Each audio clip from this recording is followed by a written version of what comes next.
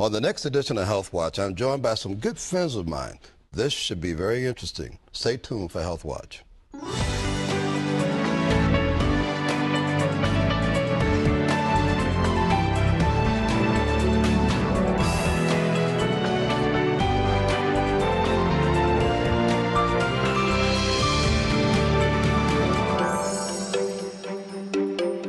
Hi, I'm Terrence Affer Anderson, and welcome to Health Watch. On last month's edition of the show, we focused on the Illuminating Good Health, Eliminating the Cloak of Invisibility African American Men's Health Symposium. How that event was designed to address the myriad health disparities impacting African American men.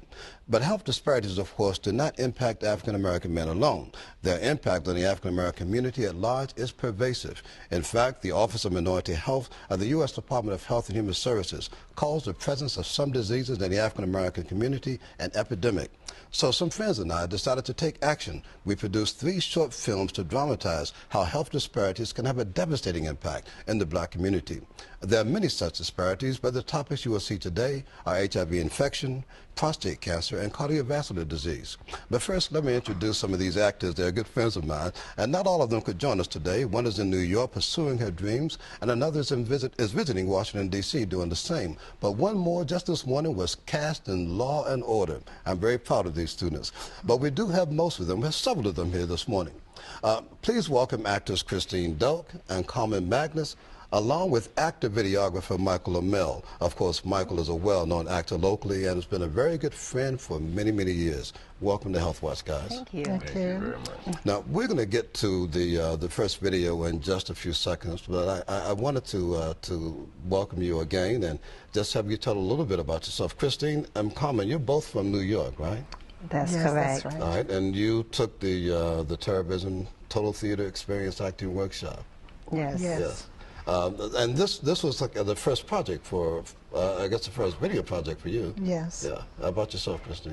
No, I've done other workshops Right. in New York, and Okay. we do a lot of things at our church, you know, Okay. videotaping and everything, Right. so. And Mr. Lamel, I feel like should drop my voice down into the basement when I talk to you, Mr. Lamel. Now, you and I have had a long acquaintance. We've done a number of different projects together. And for this particular project, you were behind the camera. What was that like for you?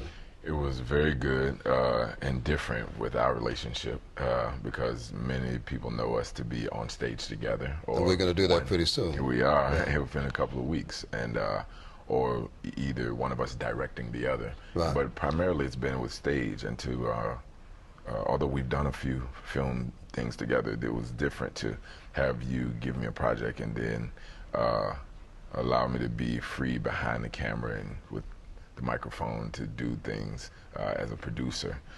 So it's just a different dynamic in our relationship, but in a friendship that's so solid, we can pretty much tackle whatever. I certainly hope it was a positive dynamic. Yes, you know, and I Absolutely. give you that freedom because of the great amount of trust I have in you artistically. With that being said, let's take a look at the very first video. This particular video deals with the subject of HIV infection in women. Did you know that the #1 killer of African American women between the ages of 25 and 34 is AIDS? Did you know that 64% of HIV positive infants are African American? But there's another statistic that you should be aware of, and we want you to take a peek. Here it goes.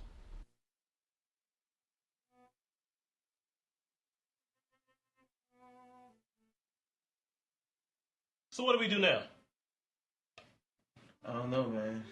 This is heavy. I sure didn't see this coming. A life sentence is what this is. I mean, there are all these medical advances out there, but there is no cure. We'll just have to persevere, that's all. How can you say that? There are plenty of people living nowadays with HIV, and Stephen, you're right. You might have to live with this for the rest of your life, but it isn't a death sentence anymore. Well, that depends on we define as death, Mama. Reggie, have you lost your mind? Apologize to your mother. It's all right, sis. No, it's not, Aunt Flo. Look, Reggie, you're my first cousin, and you're my favorite cousin. But man, I have never been more disappointed in you than what I am right now. We family, man. Family got to stick together.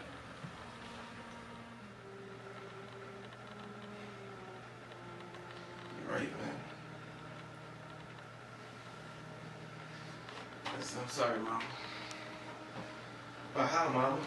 How can this happen? You in your 50s. Reggie, let me.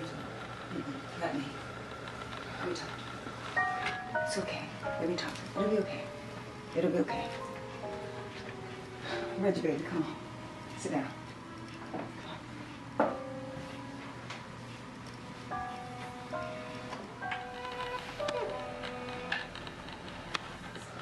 This is exactly why you have got to remain diligent. You must not have unprotected sex. I have a soror friend, works over at the health department. And do you know what she told me? She told me that African Americans face a greater risk of HIV infection with each new sexual partner than any other ethnic group. She told me something that I thought was alarming. She said the fastest growing demographic for HIV today, people age 50 and over. And women? Well, women account for more than 1 in 4 new cases of HIV in the United States today. And of those newly infected cases, 2 out of 3 African Americans. Do you hear what I'm saying to you? African Americans. African American women over the age of 50. That's right. Your father died over 15 years ago. It was only recently that your mother decided to move on with her life. She hadn't been out on the dating scene in quite some time. You know that. So she didn't know. She was unaware of the dangers and the perils out there. So see, baby, that is how something like this happens.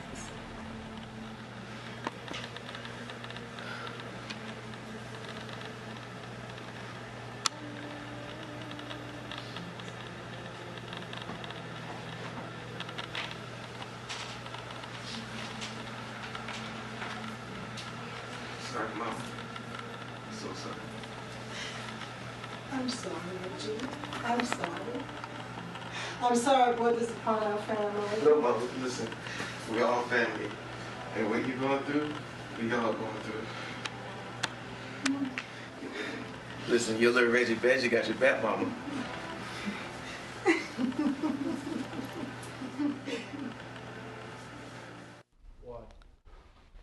Pretty nice, huh? Well, Carmen, so that was your first time doing acting for a film. For film. What did that feel like, particularly playing someone that was infected with HIV? It was really very different for me because most of the times I have done theater, and the subject was so profound to me because I did not realize previously of doing this project that so many women over 50 had HIV or were HIV infected. So this was an alarming statistic that I, discovered. And I just really hope that this really helped people to understand the severity of HIV of that age group. Well, certainly, I want to make sure that we mention the other actors that were involved in this piece. Rosalind Robertson, who's currently in New York, attending an acting school there. Sidma Holloman, who just got back from a project in L.A., and Timothy Pollard, sitting at the end of the table, the one that was just cast in Law and Order. Do either of you know anyone that is HIV positive? No. No. No? Not at all? I have known some people. They have since transitioned. And I have one friend now that I believe, I'm just waiting to really get an official, people always speculate, but I think he'll come and tell me and my family, he'll tell us at some point. That is the danger of this disease, of HIV, being infected with HIV, because you can't look at someone and tell that they're HIV positive. Right. That's correct. And a lot of folks, particularly age 50 and over, feel like they are not at risk because of their age, and that is how that happens with that fastest growing demographic, being African American women over the age of 50.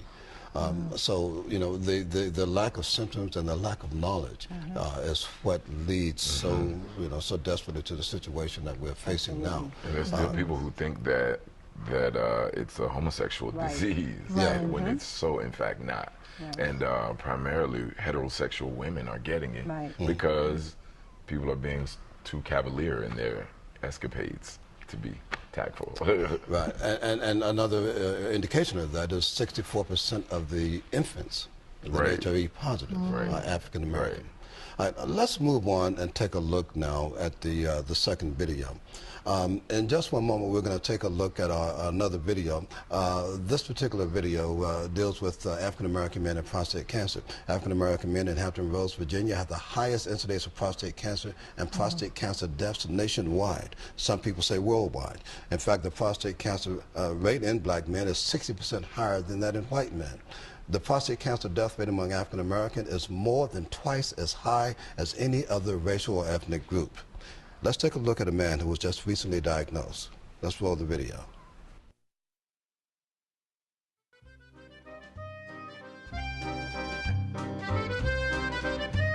Man, you can't even begin to imagine how happy Rashid and I for you guys. I was never supposed to share this with you, but Melinda used to worry about you all the time, working those hours. She said it was great having the extra overtime pay, but that she would much rather have her man at home with her and healthy and not being down so working at that plant. I guess she don't have to worry about that now though, will she? You getting that big promotion to project director. Now you be making the overtime pay without having to work the hours. Don't fool yourself, Mike. I mean, don't count my chickens before they hatch. I'm gonna be making more money, all right, but I'll probably be working just as many hours, if not more. I mean, I'm management now, I got myself a big position with more pay, but I'm also salary, which means no more overtime pay. Yeah, but you're glad you got the position. It might mean more hours, but it also means more prestige and less backbreaking work. Yeah, I ain't gonna miss that, that's for sure. Yeah, and you be glad for the extra cash too. Watch this. So Melinda, what you gonna do having all the extra cash around the house? It's gonna be around the house, all right, Michael. It's gonna be in the curtains, in the carpet, in the furniture, etc., etc., etc.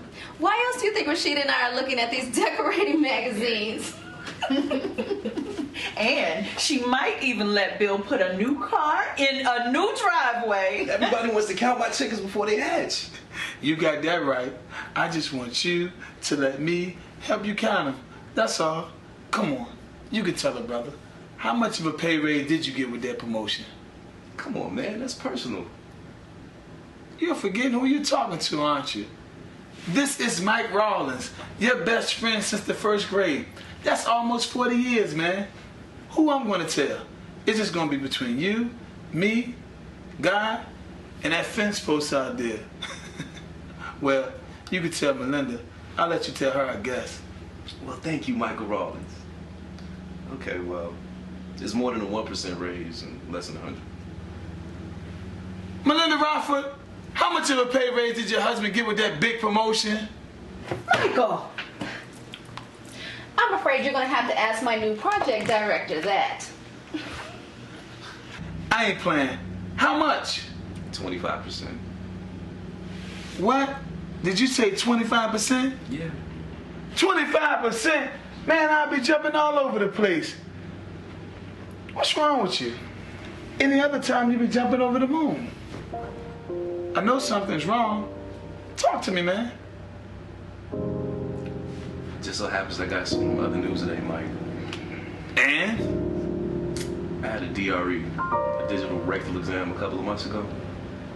Go on.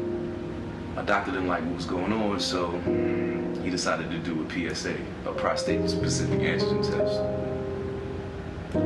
My PSA level was 3.9, so they decided to do a biopsy.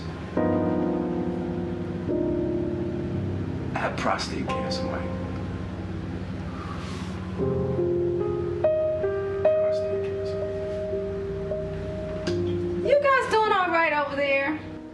Michael, Billy isn't telling you about the time he tried out for the Redskins, is he? And then didn't make it in? And he acted like he was so disappointed. Did he really? But I bet he look cute as a button in his uniform, though. No, girl. Billy's been telling that same lie ever since he told it to me to try to get me to talk to him in college. Man, you ladies keep your own affairs over there. This is meth folk talk over here. I'm afraid that's where you're wrong, Bill. It's not men folks talk. Really? And what do you know? You don't know what it's like. You don't know what I'm going through. Sit back, Bill. Do you remember when Rashida moved to D.C. so that she could pursue a doctorate in GW? Yeah, I remember. You see, we thought you had done the Jeffersons on us. And not only moved on up, but moved on out of our lives. Kind of lost touch with one another for a spell. We're really sorry about that. It was a very demanding program, and things weren't going too well for me on my job. And then it happened. What happened? I too know the sting of being diagnosed with prostate cancer, Bill. My first abnormal PSA of a record was 4.9. Man. But don't sweat it, partner. I'm cool now, and you will be too. It seems like you got it early enough, which means there are more treatment options available to you. Me, I chose brachytherapy. I had radioactive seeds implanted, but after consulting with your doctor, you may decide something different. There's radioactive seeds implants, proton therapy, a radical prostatectomy, and an array of different options. What you need to know, Bill, you weren't the only one diagnosed with prostate cancer. Melinda, she'll have to share your diagnosis. You've kept this secret to yourself much too long. I think it's time you tell Melinda. Yeah, I know. Well, I guess it's time for me and Rashida to leave so that you two can talk. Nah, wait, man. I want you here. I'm gonna forgive you for not telling me you were diagnosed. But you guys are like family. And knowing what you and Rashida went through, Melinda and I didn't need you.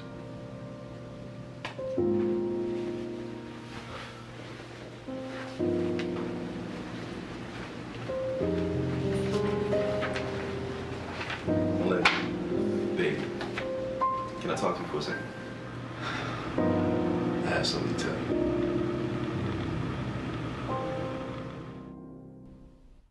Boy, I'm so proud of my acting students. You guys are really, really good. I also want to make sure we give props to April Marcel, who did all of the editing on these 3 pieces.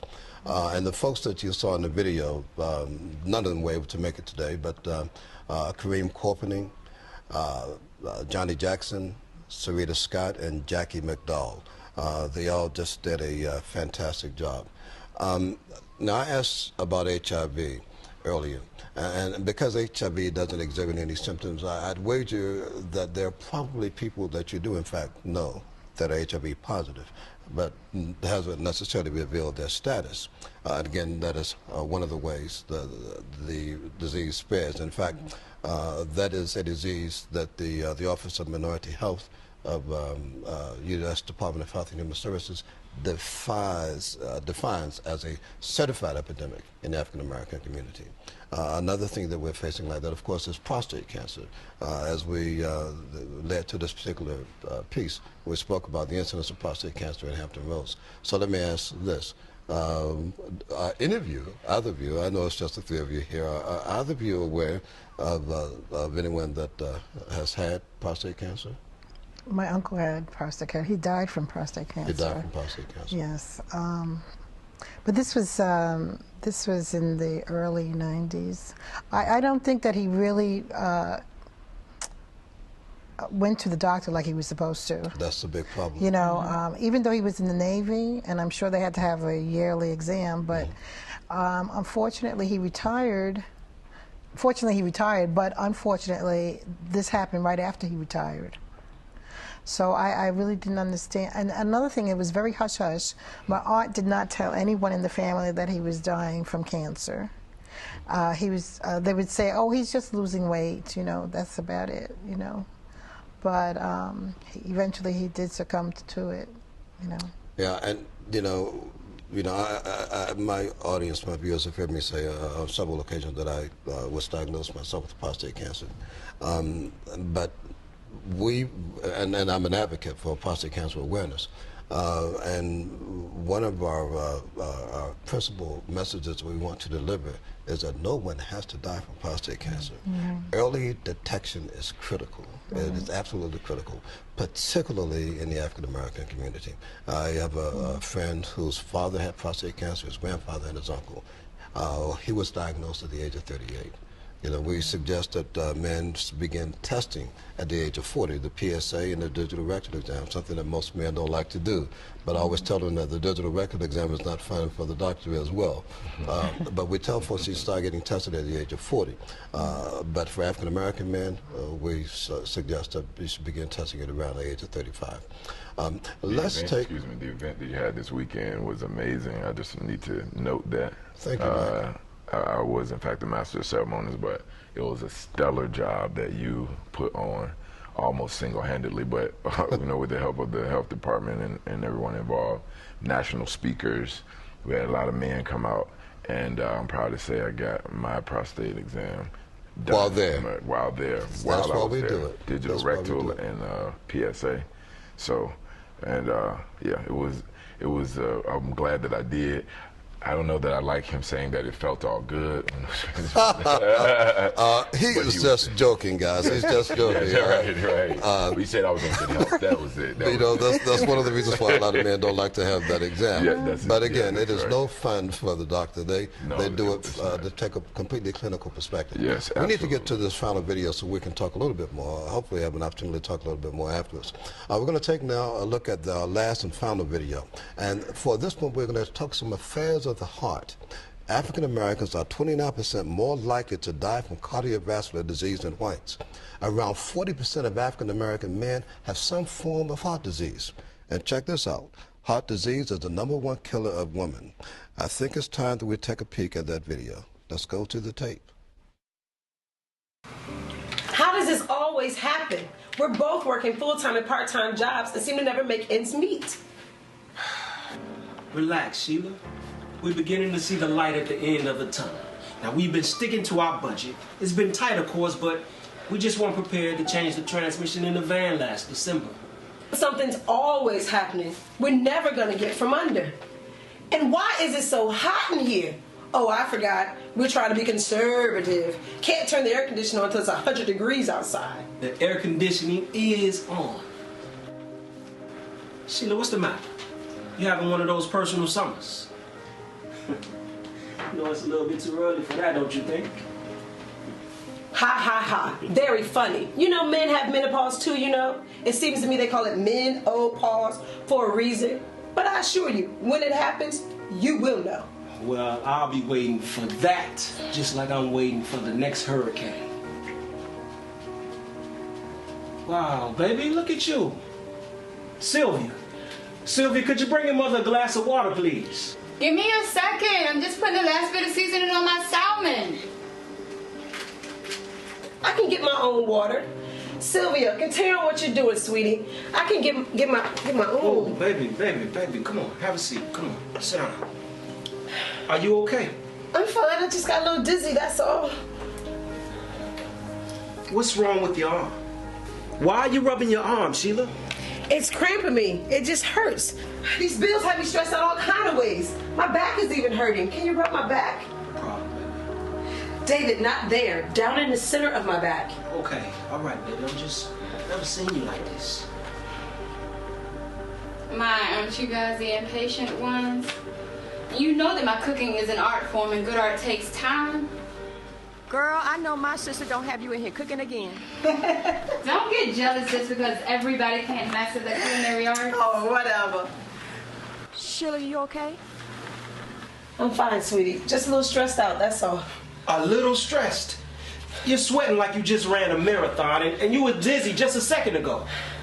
Sylvia, can you get my bag over there, please? Oh, God. Put the bag, Sylvia. Call 911. 911? Sheila, what's wrong? Are you okay? Baby, Sheila, what's wrong with my wife? Sandra, what's wrong with my wife? Daddy, I think Mom's having a heart attack. Have a heart attack? She's too young for that. Sheila, baby, open your eyes, baby, please. Yes, this is Sylvia Hartwell at 2222 Montcourt Road. Please send someone quick. Send someone right away. My mother's having a heart attack.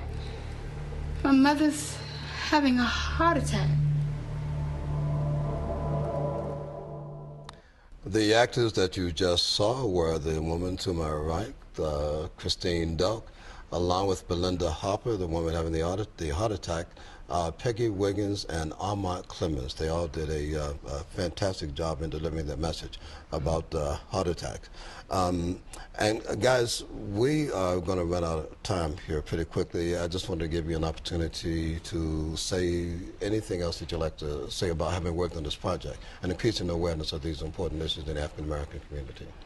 Well, for me, the heart attack vignette we did was very informative because I didn't know the symptoms of someone having a heart attack. And someone on my job had the same symptoms. And I knew what to tell her to do because of the symptoms. Oh, really? Yeah. Oh, So, fantastic. That's good to hear. Yeah. I didn't even share that with me. I know. I was like, yeah. Oh, very good. Carmen, how about you in working on this project? It was really an experience, a very positive experience, because it enlightened me to information that I didn't have before, that I didn't know before. And like I said, exposure to information that I can also pass on to other people. Okay, well, very good. Mike? I enjoyed the projects. It was, like I said earlier, a different capacity. One name that we need to mention also is Tony Hollabite. Tony Hollabite. Yep, Hollabite Pictures, and he was the actual DP on this, the camera guy. Right. And he and I have been working on some movies and some other things, so the team was very close-knit and very effective to get it all done efficiently.